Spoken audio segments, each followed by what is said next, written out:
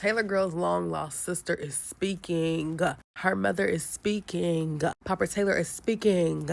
I'm going to say this first before I get into what I want to say about this whole topic. I don't think the Taylor Girls ever came off as if they had a better life because they didn't come from a broken home. Though their father did cheat on their mother, I don't think they ever had that type of thing come off on their channel. Back when I used to watch the Taylor Girls, when they would wear those booty shorts and those sports bras on camera, they daddy didn't like that. You know what I'm saying?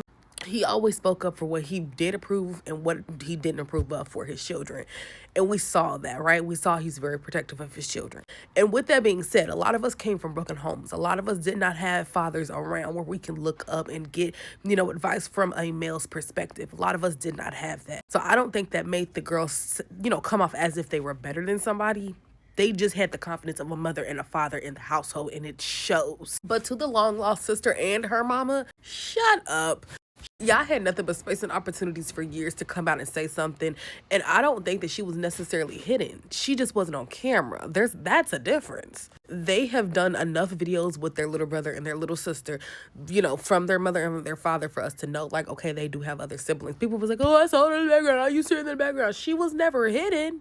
She just wasn't shown. She wasn't talked about. I don't think they wanted to blast that their father had an illegitimate child outside of the marriage. I don't think that's something that they wanted to really blast across town. But at the same time, this just shows that, yes, y'all should not idolize marriages that you do not know nothing about. Papa Taylor and Mama Taylor, though I thought for a long time that they had an interesting relationship and interesting marriage, I don't have to lay down with neither one of them at the end of the day. I don't have to deal with them. I don't have to go through their struggles with them. And that's something we all need to learn. We ain't got to be in everybody's business.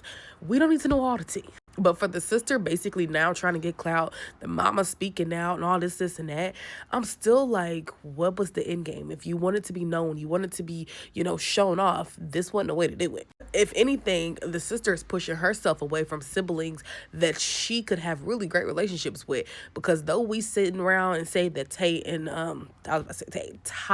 Daisha don't like each other, at the end of the day, they still live with each other. At the end of the day, they're still sisters. At the end of the day, they still have to have business dealings with each other because they still are a group. Growing up, their children will know each other because they're blood cousins. You know what I'm saying?